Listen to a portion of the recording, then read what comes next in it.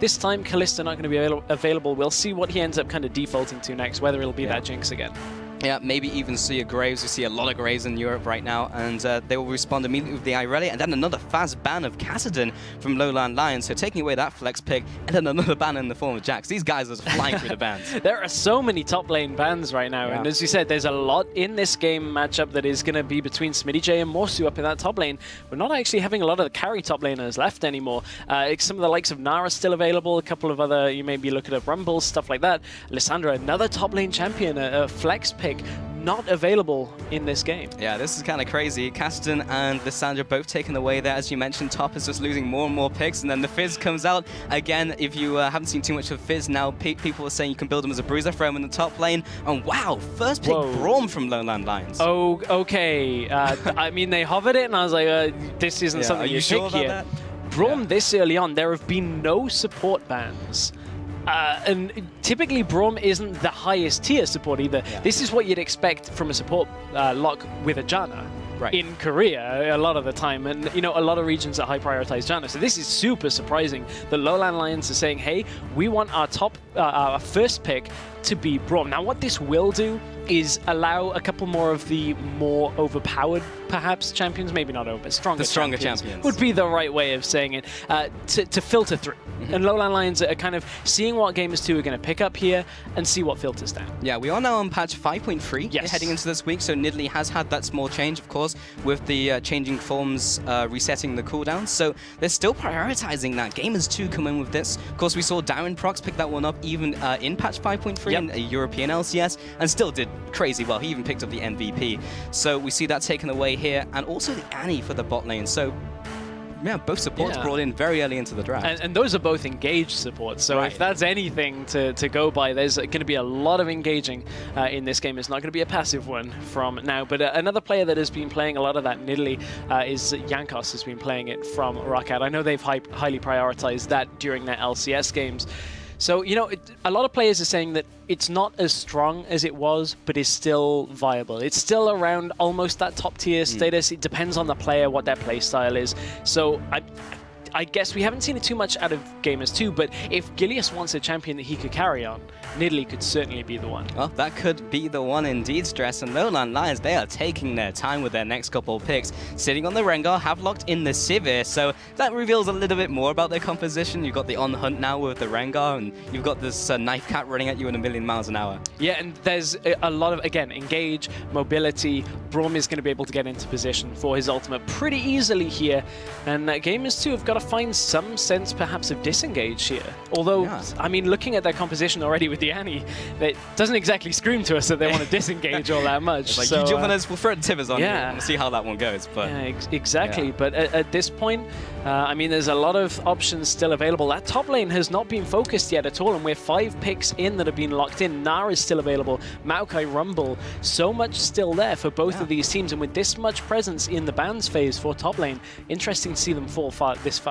So interesting, Ica actually locks in the Zed here, which we'll assume will go into the mid lane along with the Corki, but we'll touch on that in a second, which will no doubt go to Jeebus. But Kozuki was talking about how Ica is a passive mid laner, and he's picked an Assassin on day 1 and Assassin on day 2. He's trying to prove Kozuki a little wrong here. Yeah, and there are a lot of mid lane picks open as well still here. I mean, you've got picks the likes of LeBlanc, Ahri, you know, each one has a fairly different matchup against Zed. Zed is, I mean, Zed's a pretty, I don't want to say safe, because he's not safe in the mid lane at all. It's all down to the player. But Zed isn't exactly a mid laner that I'd like to first pick into a lot of matchups.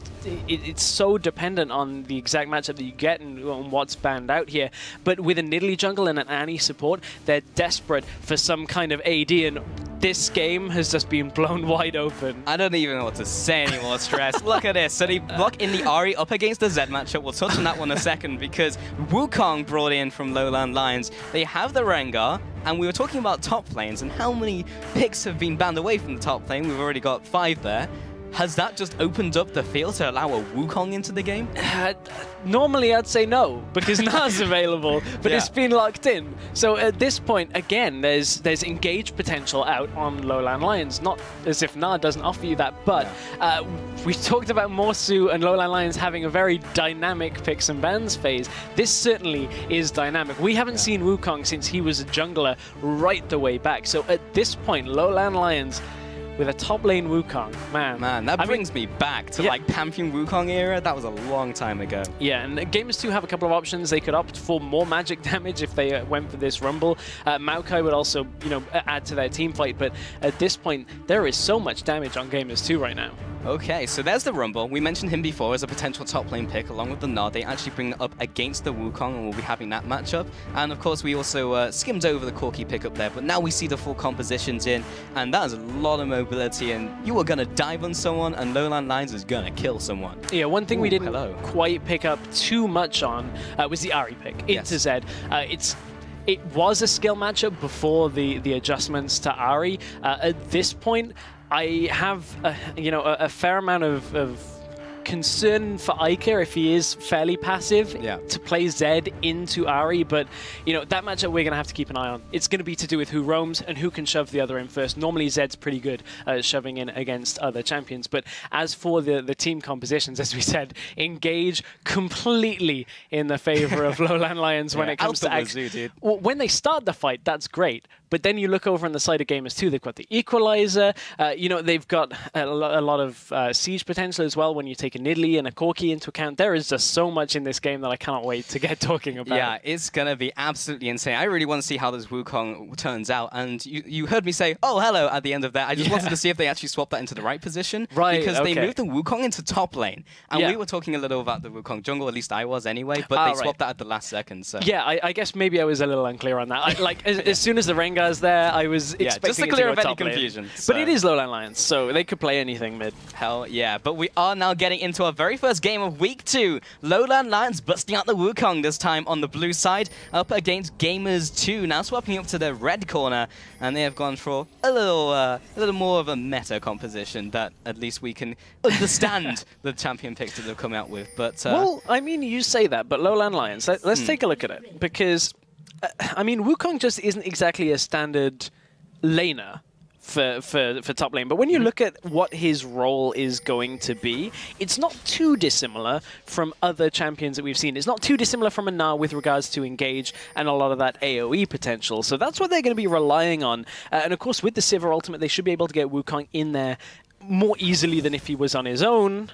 And speaking of getting in places fairly easily, LowLandLions pick up the first ward of the game. Yeah, they do. And they move on to the second. They do see it placed down just before it stuffs up, but they don't manage to take it out. That's a spear right to the face onto CodsQ, who'll be taking a bit of damage there. At least Gamers 2 know exactly where they are. Iken now sitting in the bot side. And of course, he does have that warded, so he has a little bit of early warning before they move in. You can see the bot lane of Jeebus and Hiva have pushed up, put those aggressive wards down for their own information. Yeah, they have a ward that's almost standard. Normally you'll see this one by the turret the other side just to spot out a lane swap. And honestly, I wouldn't be too surprised to potentially see a lane swap out of Gamers 2 here, because Wukong is a melee champion. He doesn't exactly have all that much in the way of farming, especially when he's getting zoned out by a champion like Annie. So if they can get the lanes to sit well, it may very well go in their favor. And you can see that they have spotted the bot lane here. I wonder whether Gamers 2 are going to recall. Now, Rumble isn't the top champion in a 2v1. In fact, he's not that great himself, but I would hazard a guess that Wukong is probably a little bit worse. We'll see. I mean, back in the day, when we did see some Wukong top lane, people would talk about the incredible all-in of a Wukong level 2. So we'll see if that comes to fruition. But bot lane hybrid is already whacking away at Hiva. He's taking a fair bunch of damage, but yeah, it kind of like spikes at level 2 and then plummets, and then that's your laning phase. Well, we'll have to keep an eye on level 2 top lane, but it is standard lane matchups that we have got so far, and you know, this bottom lane, Corki Annie, that is just burst central right there. And Sivir can only spell shield one thing off. And remember, this Braum was the first pick into the lane, so this tanky frontline support is going to have to absorb a lot of damage, and they've already traded a lot back onto Hiva, as you can see. Yeah, he is taking a bunch of damage, but Visility has been the one who's been taking on the side of LowLandLions. He's the AD carry. He wants to be the one getting near to those minions. Jeebus is already aggressing up, does manage to Phosphorus Bomb or Spell Shield the Phosphorus Bomb, and Hiva doesn't get his own damage onto Visility as well. Hybrid was just doing a good job of sitting in front of him. So damage exchanged, but they're getting fairly low down there. Yeah, and they didn't land the Q from Braum there, and that's a significant part of the ability to trade in that bottom lane. And honestly, they're going to need to rely on that a little bit more if they're going to want to take this. Yeah, indeed. And now we take a look at the mid lane as well. Iker up against CosQ, and look at the farm differential. Yes, there's a minion wave there, but it's 17 to 10 so far in that Zed-Ahri matchup. Yeah, but bottom lane, here comes Gilius. Oh, they're trying for this gank, and it's an easy kill onto that Sivir. The spell shield did not do much against the auto attacks from Jeebus, and that was just as clean as it gets. Yeah, LowLandLions held onto all of their summoners, though. And, you know, although that is a completely successful gank out by Gilius, great start onto Nidalee. That's what you really need to do. Get into lanes early on, utilize the ability that you have and the strength that you have early to get yourself through what can potentially be a bit of a dip in the mid game. So Gilius doing a great start. We already talked about how much he has to do this week. Yeah, and he places down that aggressive ward, so he's going to even try and push into the jungle of Kairi. Now throws out that spear onto CosQ. He's seeing it as turret, so pouncing into it would not be the smartest of decisions. We've seen Nidalee's pounce into towers before in the Challenger Series. Not worked out so well for some other people. No, it hasn't. But what is working out pretty well is this Zed into Ahri matchup here for Iker. And we said Iker's normally a passive play. He's controlling this early game as you'd kind of expect here, being able to shove in a lot, and we'll have to see if Iker can get a lot of damage and force CosQ back before 6, but something's going to help with that with Hiva roaming up. Oh, what are you doing here? CosQ is a little confused as he just wanders into the Dark Child and then has to head back to his turret. He'll be burning his flash very early into this game. And these are great little trades here for Gamers 2. Getting summoners, getting a kill down in the bottom lane, this is exactly what Gamers 2 need to do with this composition, because if they don't get significantly ahead, they're going to end up falling behind. But top lane... Oh, Gilius, the patient hunter, he was ready in the bush, and they put all that damage onto the clone from Morsu.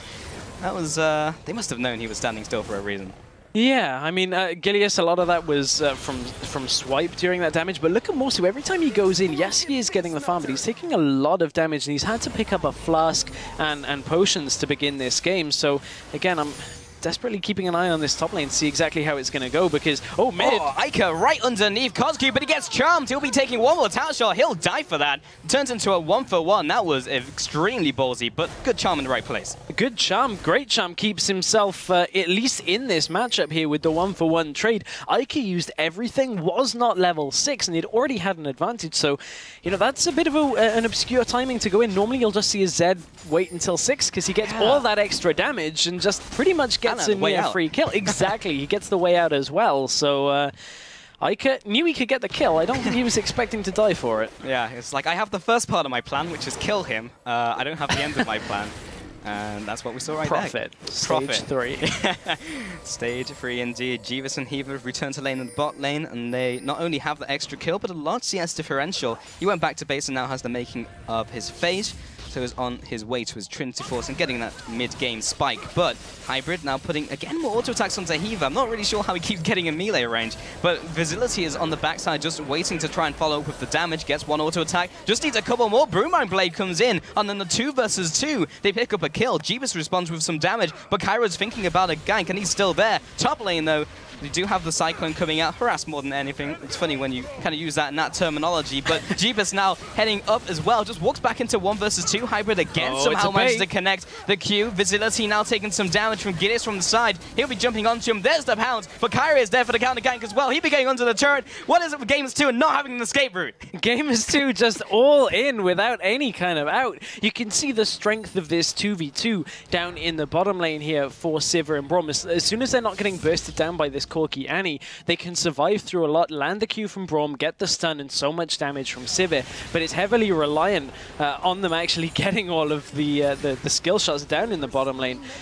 And, I mean, we saw top lane as well. Morsu just ulting in the face of Smitty J. We see Smitty J ulting the wave down. And it's a show of force. Yeah, show of force with the ultimates. Both top lane is just teleporting back up there as well. Leaves us in a position where neither team is going to have that teleport available for any kind of dragon control. Yeah, and now we can take a little step back right now. 7 minutes 30 into this game, we've already had 6 kills. Galeus now able to walk through his jungle a little more clean. He has picked up the Trailblazer here, as has his counterpart of Kyrie. Yeah, they have. And other pickups here from the items. I mean, Gilius dying there actually does a fair amount of damage to the ability of Gamers2 to fight LowLandLions in the bottom lane.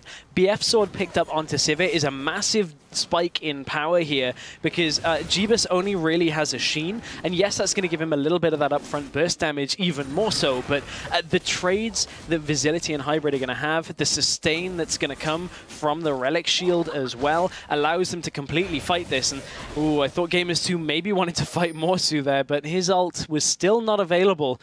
May have been in a lot of trouble. Does clone himself out of there. Yeah, he was good to go, and I'm just excited to see how he utilizes the clone, because we just have not seen that mechanic in such a long time.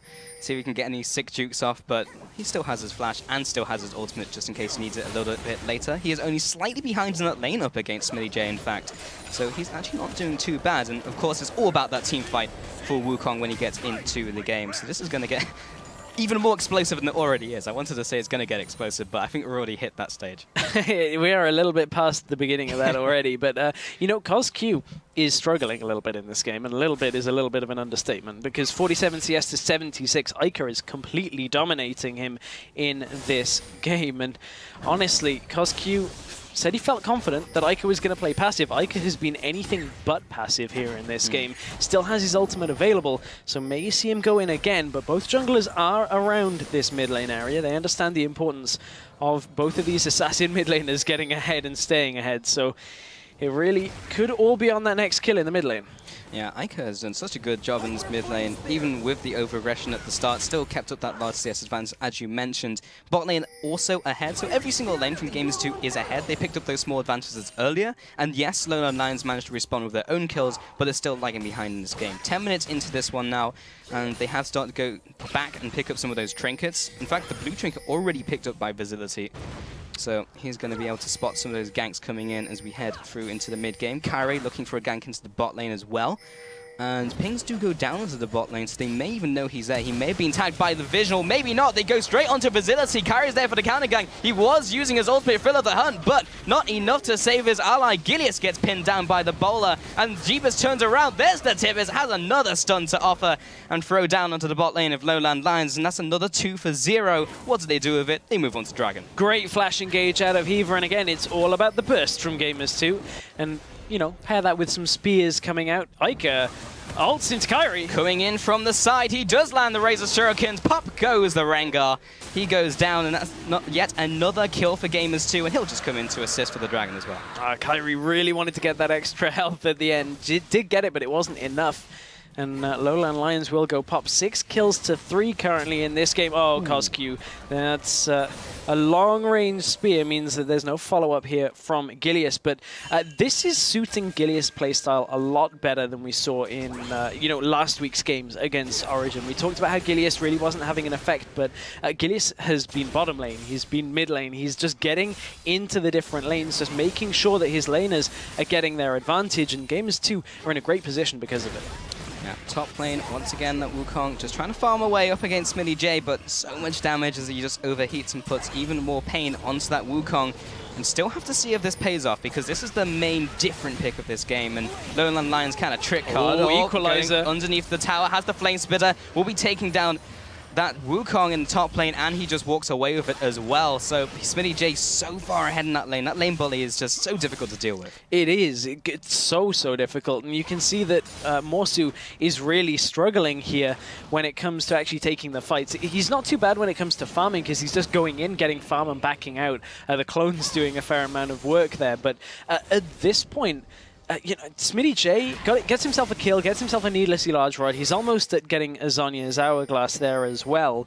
And that's just a big power spike here for Smitty J. As soon as he can get into fights here, yes, he's not running the magic penetration that we'd normally see out of Rumbles, but this is something that he desperately needs against his lane matchup. And it's going to add to the power of when he gets to fights by quite a significant amount. Yeah, of course, magic penetration is the way to go typically as Rumble, but he's just adapting to the situation in this one.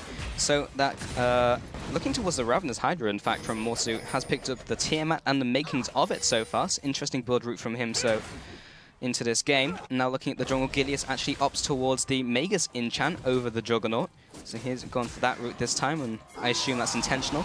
Kyrie heads into the top lane, looking for this gang to come in. Morsu just has a flash, and also the Cyclone as well. He'll be able to pop that in a second. Smitty J is overheated. He doesn't have any chance to answer back onto that gank, and they will get that kill for a 1-for-1 in total in the top lane. Finally, LowLandLions get that ult working, but bottom lane... Tibbers comes down, but the stun was blocked out by the spell shield. Gilius looking to get on top of them, but there's no hunted, so he can't get in range with his pounce. And Hybrid just looks to take point and push them away as they maybe look to go a little bit deeper. Hybrid even saved his ultimate there, so any kind of attempt again from Gamers 2 can be deterred a little bit, but it's a red buff steal that they want. Gilius is actually out on his own here, and looks like LowLandLions are going to be able to protect. Oh, Hybrid saying, get off my lawn, Gilius, and or Gilius not. says, no, I'll be taking this red buff, and maybe I'll just kill you as well. Hiva coming in from behind. Vitality blocks yet another spell with his spell shield. Kyrie came in from the top lane and is able to repel that, but Gilius got what he came for. He took the red buff. And LowLandLions White actually have the advantage in the low esports vote. People are thinking that they will run away with this game up against Gamers 2. I think a lot of people might be surprised about that, with LowLandLions still certainly on a lot of people's, or under a lot of people's radar. But something important there to note is the red buff trade is actually equal, because Morsu just went and stole red himself from the red side jungle. So Morsu actually uses his teleport to save this tower from going down. And Gamers 2 kind of just have a lot of that pressure they just established, neutralized. Yeah, so that first tower of the game has gone down. Gamers 2 are still ahead in this game. I wouldn't call it commanding just yet, but Gilius will be also taking this blue buff, and of course he will be getting it as well. Ica doesn't have too much need for it. He lets his jungler take that one away. He'll be quite happy. And now CosQ moves up to the top lane. Maybe even looking to try and take out Smitty. Something could open up here in a minute, Stress. He's sitting in from behind. He does have the Equalizer, but Spirit Rush is available from CosQ. He takes a lot of damage from the Flame Spitter to start off, and Smitty J will overheat. So CosQ does have to burn his ultimate, and Smitty J only did that from one Flame Spitter. Yeah, that's so much damage right now, but honestly, Gamers 2 have a lot of damage just in general. They've reached some item breakpoints that are super important. You can see the Trinity Force on Corki with the Sorcerer's Boots. Over on Zed as well, he's now got Brutalizer and a Bilgewater Cutlass, so that is a big amount of damage that it's going to be difficult for anyone on LowLandLions to be able to take. And again, that Zhonya's Hourglass is pretty much just about to be completed as soon as Rumble backs next. Ica wants to go in. Gamers 2 trying to take control right now. Morsu takes some damage. He will be hit up by the death mark from Ica. It's not enough damage. Kyrie did choose to ult there. We'll be throwing out the bowler to lock them down with the snare. But again, they just push forwards, and now 3 towers in favor of Gamers 2. They're starting to ramp up. Yeah, and they knew Visility was down in the bottom lane, so they were comfortable to leave Jeebus pushing top as long as they didn't engage. And you could see that Zed goes in, forces people off the tower, but Jeebus goes in for the 1v1. He knows he doesn't have ultimate, but he does have the flash. He has to burn it. He may still be dead. He doesn't need to. The minion wave was right there. He could supply the auto attacks. The 1v1, that should not happen. Ica now goes into the bot lane, takes out the AD carry as well. This is going from bad to worse. Kills all over the map globally. Man, this is all Gamers 2 right now. They are completely ramping this game. Morsu. Okay, Morsu, you're in enemy lines there. Wrong side. I mean, the decoy only lasts for so long and can't really do that. Yeah, so and I mean, reveals stealth. They get a turret in the top lane. Morsu's trying to just sneak around here in the back of the base. It's Sure, I guess it was a good attempt. He knew that Ica had used his ult and used his ignite, so the likelihood of Ica actually killing him was on the lower side of things, but you have to get there first. Also true, but Ica had a million and one ways to just walk away. But he, from what seems like a very strange play, Morsu gets a turret. He does. And that is actually a pretty significant thing. It's the first turret here in favor of LowLandLions, so while he wanted the kill, the turret is far better for his team, gives them that extra gold. And Dragon has spawned, so this actually now creates a little bit more pressure onto Gamers2 to take this Dragon. They have to secure the area with wards first, and neither team has really had too much vision control around this Dragon. I mean, there is a ward in the back of this Dragon pit that Gamers2 has not cleared. It is just at the top edge of the scoreboard. There, you can see the help. So, I mean, Gamers2 know they can do this because they can see the mid lane. They've had enough vision control of the jungle, so this time they're safe. But you know, by no means have Gamers2 completely controlled the vision around that area. Yeah, in fact, Gamers2's vision game has just been kind of on point in this game. The amount of pink wards going down right now from LowLandLions, all defensive, and in fact, they're being cleared out as well. Gamers2 putting all of these green wards down now into the opposing jungle. They're just doing it by the book, taking the Dragon, putting down the vision. They have an absolute stranglehold over this game right now, and it's really just kind of flipped a switch over the last couple of minutes. Yeah, I mean, their vision is pretty much deep into the LowLandLions jungle. You can see they're even establishing more pink wards here deeper in, and they're going to be able to get turrets from this because now they can track the entirety of LowLandLions coming. They know they've got to force LowLandLions to go through their own base or through the safer, even deeper parts of their own jungle, and that means the travel time between towers to defend is so much greater. So Gamers2 are just going to choke out LowLandLions for a little bit here and just take the outer towers down, and that is almost where we find ourselves. Well, Kari tries to get a pick in the mid lane and does a whole lot of not very much. Smitty J will shrug that one off and be quite happy with it. And even them taking the direct route, LowLandLions was still slow to stop them at that bottom tower. So even if they took the safe route, they would have been even nowhere close. And Gamers2 will just do the same thing in mid lane, just go from lane to lane to lane, picking even more up. And LowLandLions, they've got to do something to stop the bleeding, but they're just not strong enough to take them on in a head-on collision. Yeah, and their team composition wants to fight. That's the problem here, is they want to fight, but they're behind. So without LowLandLions getting a couple of picks here, there's really nothing that they can do against Gamers2 to engage because of how strong Gamers2 are right now, that the counter-engage will completely wipe them off the map. It's a tough spot for LowLandLions to be in, but they know that Jeebus is not really with the team right now, and LowLandLions may be looking to fight. They do land the Winter's Bite coming in. Morsu looking to Gib Heaver. He gets him down, but that was a lot on one person. Ica now hits onto the back line along with Smitty J. He's already used his equalizer. They take down the bottom lane duo. Jeebus will come in with a response as well onto Morsu. A 3-for-1 in total. And the rest of the Roaches scatter. That is a risky way to go, CosQ. You have to walk around. He does. He's got to take the long way around. No chance of defending this turret. And even though Jeebus was a tiny little bit later into that fight than Gamers2 would have liked, they actually only traded Heaver away from that. And Heaver didn't actually use anything in that fight, is another key thing. Flash and Tibbers still available for the next engage, so we'll be able to see that in the next one. But this was the fight that just happened. Heaver instantly gets taken out of the map. The equalizer was already gone, but Gilius manages to get himself out. Jeebus just takes down Braum, and look at the damage. This is a Corki that is so far ahead in this game. He's 6-0-1, pretty much on track to replicate yesterday's performance where he went legendary on Jinx.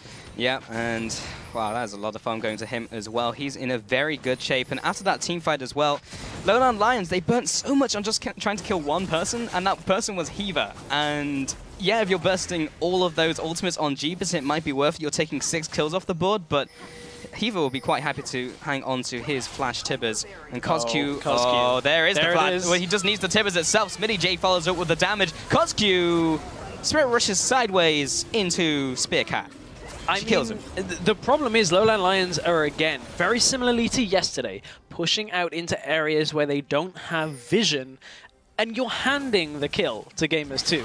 You're saying, hey, I'm an Ahri, I've still got Flash and my ult available, but I'm going to walk up right next to you, so that by the time I Tibbers you, it's already too late. Yeah. We can already just take you away, and Gamers2 will, every time that happens, go, okay, let's take an objective. Or they should do, but they're kind of angling towards Baron, but I think they're obviously waiting for Jeebus, and they're buying time for Ica to split push down in the bottom lane, because really, there's nobody that can duel Ica. So this is just a patient play here from Gamers2 to say we need to get everybody in the right position, and then we do the objective. Yeah. Who do we sacrifice to Ica? And here we go. Yeah, because now there's 2 people in the bot lane trying to defend. Only now does Cairo rejoin the rest of his team in the mid lane, but they have such a hold over the vision in the top side of that blue team jungle. This is the safest Baron there ever was, and now they only maybe think, maybe they could be on Baron. They ping it, and it's just too late.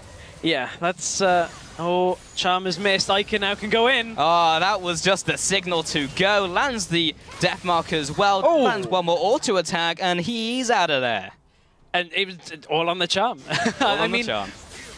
I mean, Ica is in a situation where there's a lot of people after him here. Teleport Come on, Ica. What can you do? Oh, he nukes down Hybrid. He takes one more with him. That's a 2-for-1 so far. Smitty J joins the fight. He goes 1-on-3. There's the Zhonya's. How much can he do turning this one around? Kari sticks around, tries to take down the minions. Doesn't have enough damage with the flame team's spitter. coming, though. The rest of the team, they all stuck around. Now Heaver comes in from the backside. Flash, Tibbers goes down, and Jeebus is there to clean up. He offers the damage. He picks up 1, 2, make that 3, and that is the clean ace. Well, 5 for 2, clean as it gets. It's not for Gamers 2. It is Gamers 2. They a little overconfident on that ace. I mean, taking it all the way back, CosQ, if you're in a situation where you need the Charm to hit in order for you to completely win that fight without completely losing it, maybe you shouldn't be in that situation because Ica is incredibly strong, is all I'm saying. Yeah, I'm just saying, if you're trying to get that kill, that's maybe a kill that's a little bit risky. But Jeebus knows that he's not in too much danger, I would suspect. But yeah, it's a little bit of overconfidence from Gamers 2. Going in 1 by 1, yes, they trade the kills, yes, they get an inhib, yes, they get you know, full control of the game, but that's one of the things they have to be careful of when it comes to playing teams that aren't quite so far behind in this game. Gamers 2, since the moment they stepped onto the Rift here, have been in full control. And LowLandLions really haven't felt like they're competing. CosQ always having to ult himself away, and it's a tough spot to be in. Yeah, I've lost count of the amount of times that the ult has had to be a defensive one from CosQ. And that's yet another Dragon going down for Gamers 2. I think that makes it 3 now for that team. No, make that 2. I'm good at maths. And they move into the mid lane, and they'll just be taking yet another inhibitor. They'll be trying to siege this one in, but they also have those Baroned up minions to tank up the tower. And this is kind of last chance saloon for LowLandLions if they want to do anything. more. Morsu from the side lands the ultimate onto 2, tries to get forward as well, but he dies before he can do anything. Ica comes in, lands onto Hybrid. Will he pop? Not quite enough damage, doesn't have the shuriken over the top of his head. And that is a 1-0. Should be enough to pry themselves into the base of LowLandLions. And that should have been the kind of engage, perhaps, that Morsu's looking for. Oh, Jeebus is going in. Oh, it's go time. There's the big one right onto Facility. He bites the dust. Gideus comes in, managed to snipe off CosQ as well. Hybrid, the 2-man army along with his Rengar. I don't think they're going to pull off a miracle here. And Gamers 2 will just solidify their victory. They'll take all 3 inhibitors. Bot lane's pushing in. There's nobody to wave clear here, so it's tutorial style out of Gamers 2, taking down all 3 inhibs. But I mean, Gamers 2 have just reached their power spikes and just never let go. And LowLandLions never had an opportunity to get their comp working. They wanted to team fight. They were behind and couldn't team fight, and Gamers 2 exploit that. Yeah, we never saw the full extent of what they wanted to do. That being from LowLandLions, because they were just punished from minute 1, and it was just hitting those power spikes, hitting that Trinity Force, and running away with the game. Impressive showing by Gamers 2. Yeah, and while I don't think the game itself was reliant on those picks, the Wukong pick is something that we don't see too much, and I wouldn't write that pick off just from this game, because Gileas had an impact in the early game that completely dictated the pace. And it didn't matter whether you had a Wukong or a Nara or whatever top lane. You can substitute anything. Yeah. At that point, Gileas got the bot lane ahead. Jeebus was getting a lot of damage. You had the trades in mid lane, trades in bottom lane, and it could have gone okay for LowLandLions when they got the BF sword on Sivir, but Gileas comes back down to the bottom lane, makes sure that they punish them, and Gamers 2 looking a lot sharper this week. Yeah, indeed. And we even said this at the very start. They need to put up these consistent performances against the rest of the teams. Of course, Origin was going to be their big target to try and take down in week 1, but that's a tall task. And now they're performing up against these other teams. And that makes them 2-2 right now. That means LowLandLions are also 2-2. So they're actually paired up in the leaderboard, and we'll see how they progress through the weeks. But yeah, if Gamers 2 keep performing like that, clearly they haven't been unmotivated by or demotivated from the first week stress. But we're going to take a quick time out, but when we get back, Team Dignitas EU and Mouse take to the Rift once more. We'll see you in a sec.